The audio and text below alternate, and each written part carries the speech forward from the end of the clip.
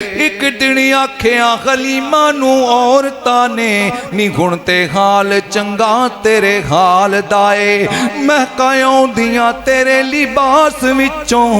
इतर वेख्या नहीं एदे नाल दाए सारी रात दीवा तेरा रह बलदा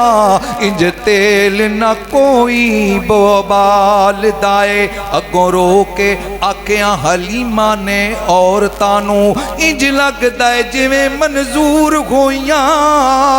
ओ जिस दिन तो मक्के चो लाल आंदा है मेरे उत्तों मुसीबतां दूर होइयां भुखी मरदी सा मैं ते कल ताई अज नेमतां नाल भरपूर होइयां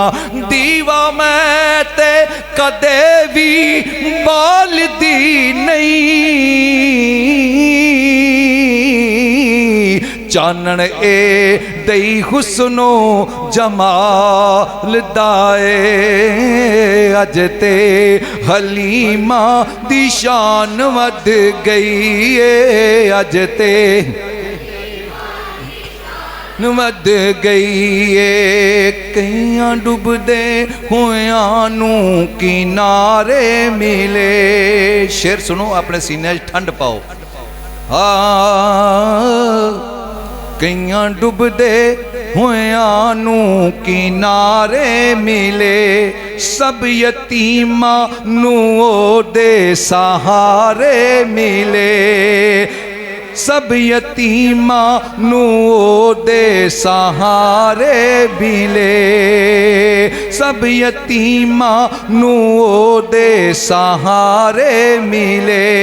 बेकसां ते यतीमां दी आन वध गई है अज ते हलीमा गई है अज ते हलीमा दी शान वध गई है जदों मक्के अंदर आया शाहे ज़मन महक उठियां फिजावां चमन दर चमन महक उठियां फिजावां चमन दर चमन सारे सहरा दी यारो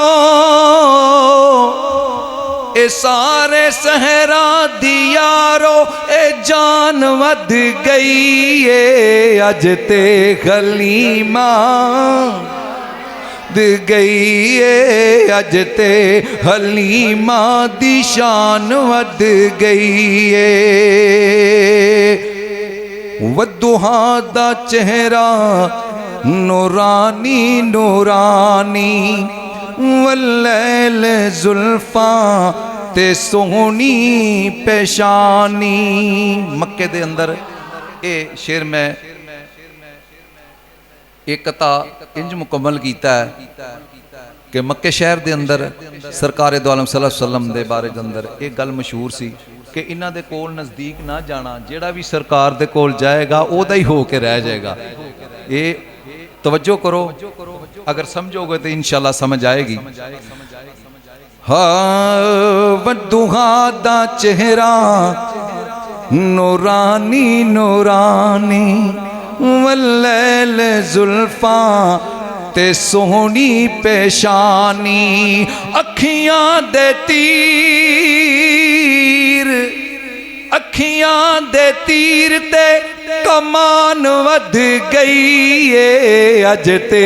हलीमा दी शान वध गई है अज ते हलीमा दी शान वध गई है और मक्ता आखिरी शेर है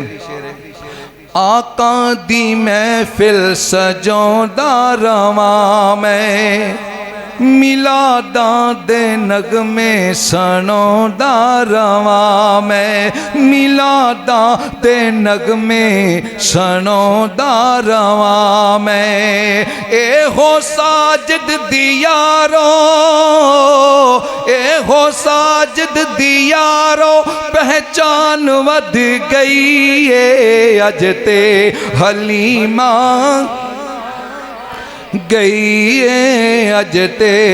हलीमा दी शान वध गई है, झोली च पाके मकाम वध गई है, अज ते हलीमा दी शान वध गई है।